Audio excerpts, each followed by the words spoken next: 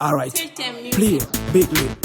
African general 2020, when me say everything federal. I see that. I Teflon upon the place. Santo, So ati batelo se kuno angori ma win. Plus kuma baby just kupa every machine.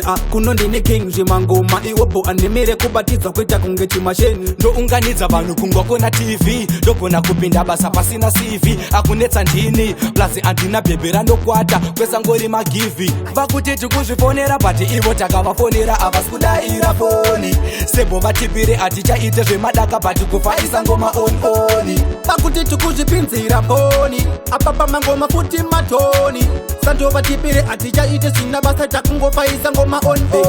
Sese pavanoti ona vanokwira pepe ndonatsoshaya chavanoda chato ndechipi amino kuti yavakuita ndeepe apa vanopfeka mabhurugwa asina sipi I see that pese mabhadhi maende but still with madhara just to remind vese avana basa tovakanda rimandi sebo nasanto titori bhurugwa nebhandi vakuti tikuzvifonera but ivo takavafonera avasikudaira foni sebo vatipire atichaite zvemadaka but kufaisa ngoma on.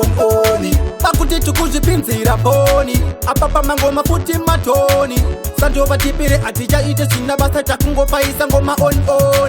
So ati batelo se kuno angori ma win plus kuma baby just kupa every machine kuno ndine king jimangoma iwopo animere kubatiza kwita kungechi machine. ndo unganidza vanhu kungwa kona TV ndogona kupinda basa pasina CV akunetsa ndini plus andina bhebhe randokwata kwesangori magivi vakuti tikuzvifonera but ivo takavafonera avasikudaira foni sebo vatipire atichaite zvemadaka but kufaisa ngoma on. Vakuti tikuzvipinzira foni apapa mangoma futi matoni Santo vatipire atichaite sina basa takungofaisa ngoma on. Sese pavanoti ona vanokwira pepe ndonatsoshaya chavanoda chato ndechipi amino kuti yavakuita ndeepe apa vanopfeka mabhurugwa asina sipi I see that pese mabhadhi maende but still with madhara just to remind vese avana basa tovakanda rimandi sebo nasanto titori bhurugwa nebhandi vakuti tikuzvifonera but ivo takavafonera avasikudaira foni sebo vatipire atichaite zvemadaka but kufaisa ngoma on.